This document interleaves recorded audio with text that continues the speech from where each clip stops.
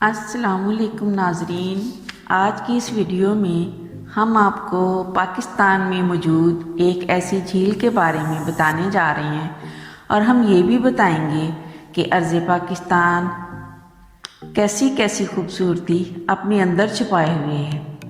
اس سے پہلے کہ ہم اس خوبصورت جھیل کے بارے میں بتائیں، آپ سے درخواست کرتے چلیں کہ یوٹیوب کے اس منفرد چینل دلکش ٹی وی کو سبسکرائب کرتے ہوئے ساتھ موجود گھنٹی کے بٹن کو بھی دبا دیں تاکہ ہر نئی آنے والی ویڈیو کی نوٹیفیکیشن آپ تک باقاعدگی کے ساتھ پہنچتی رہے۔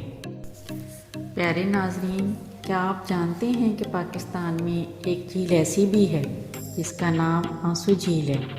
آنسو جھیل وادی کاغان میں جھیل سیف الملوک کے قریب واقع ہے اور وہ تقریباً 1000 فٹ کی زائد بلندی پر واقع اس جھیل کو پانی کے قطرے جیسی شکل کی وجہ سے آنسو جھیل کا نام دیا گیا ہے اور یہ دنیا کی خوبصورت ترین جھیلوں میں سے ایک مانی جاتی ہے۔ اس جھیل کے درمیان میں برف سی جمی رہتی ہے جو کہ کسی آنکھ سے نکلنے والی آنسو جیسی لگتی ہے، تاہم یہاں جانے کے خواہش مند افراد کے لیے اس جھیل تک رسائی زیادہ آسان نہیں ہے، کیونکہ ایک تو یہاں آندھی کا بہترین موسم مئی سے اکتوبر تک ہے اور پھر وہاں پر رہائش کے لیے کوئی ہوٹل وغیرہ موجود نہیں ہے، اس لیے کیمپنگ کرنی پڑتی ہے اور وہاں کا درجہ حرارت بھی اچانک اوپر نیچے ہوتا رہتا ہے جو خطرناک بھی ثابت ہو سکتا ہے۔ وادی کاغان پھولوں، پودوں، نالوں، گلیشیئرز، آبشاروں اور درختوں کے بیچ اور سب سے بڑھ کر وادی کا حسن وادی کی داستانوی جھیلوں میں پوشیدہ ہے۔ کوئی وجہ ایسی نہیں کہ کاغان کو جھیلوں کی سرزمین نہ کہا جائے اور وادی میں جھیل سیف الملوک کی تعریف کرنے سے بہتر ہے کہ اس کے نظارے کی دعوت دی جائے، کیونکہ اس جھیل کے سراپے کو بیان کرنے کے لیے لفظ قاصر ہیں۔ آنسو جھیل تک رسائی کے 3 راستے ہیں۔ مہاندڑی کے مقام پر جب آپ مرکزی روڈ سے دائیں طرف اترتے ہیں تو منور روڈ آپ کو بیاڑی تک لے جاتا ہے۔ یہ سفر صرف جیپوں کے ذریعے سے ہی ہو سکتا ہے اور بیاڑی سے آگے کچھ پاس کی بلندیوں کو چھوتے ہوئے آپ کوہسار آنسو جھیل تک پہنچتے ہیں۔ دوسرا راستہ کاغان گاؤں سے آپ کو جنگلوں میں لے جاتا ہے، وہاں سے کچھ پاس پہنچ جاتے ہیں۔ تیسرا راستہ دونوں راستوں سے زیادہ مشہور کن ہے جو ناران سے شروع ہوتا ہے۔ ناران سے جیپ میں سفر کرتے ہوئے سیف الملوک کے کنارے جھیل کے اس پار کا سفر ڈھلانوں پر ہمت آزمائی کرتے ہوئے آپ کچ نالا پار کر کے مرمری آنسو جھیل کا سفر مکمل کرتے ہیں۔ جیپ میں صرف آدھے گھنٹے میں اور پیدل 3 گھنٹے کا سفر ہے۔ راستے میں ایک چھوٹا سا گلیشیئر بھی آتا ہے جو زمانوں کی داستان سناتا ہے۔ جیسے جیسے آپ بلندی کی طرف جاتے ہیں، جھیل کی طرف سے آنے والی ٹھنڈی ٹھنڈی ہوائیں آپ کا استقبال کرتی ہیں۔ پہلی بار جب جھیل کو دیکھتے ہیں تو خود کھو سے جاتے ہیں۔ جھیل کا سفید پانی آئینے کا کام دیتا ہے۔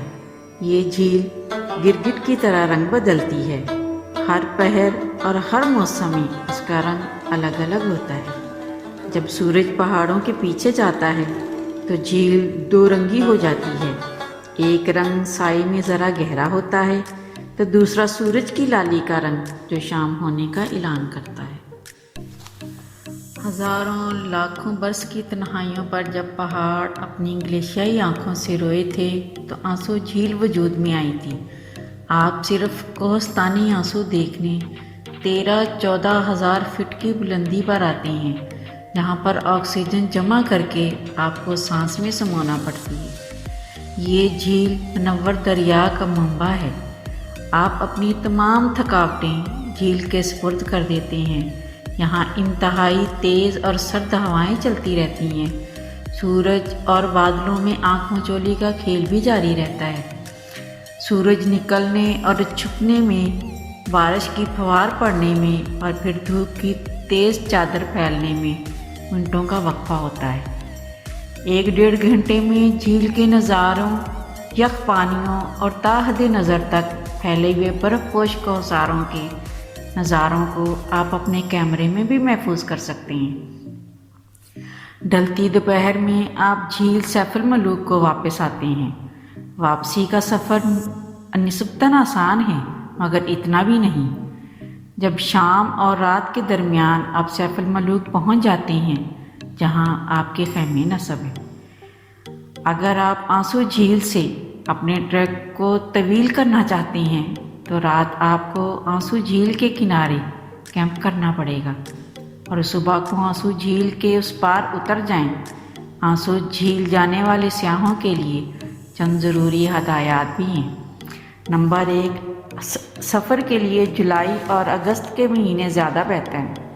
نمبر 2، جھیل تک پہنچنے کے لیے آپ کو صبح سویرے ہی ناران سے سیف الملوک روانگی کی منصوبہ بندی کرنی چاہیے اور اپنے ساتھ مقامی گائیڈ کو ضرور رکھیں۔ نمبر 3، سفر شروع کرنے سے پہلے تمام ضروری سامان کا پوری طرح جائزہ لیں اور رین کوٹ لینا ہرگز نہ بھولیں اور گرم کپڑے اور کیمپنگ کے سارے لوازمات کا خاص خیال رکھا جائے، کیونکہ آنسو جھیل پر موسم بدلتے دیر نہیں لگتی ہے۔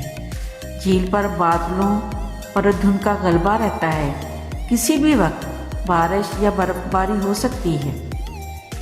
جھیل کے قریبی علاقوں کو کالے ریچھ کا مسکن بھی کہا جاتا ہے، لہٰذا کسی بھی وقت یہاں پر جنگلی جانوروں سے ملاقات کا ہو جانا ممکن ہے۔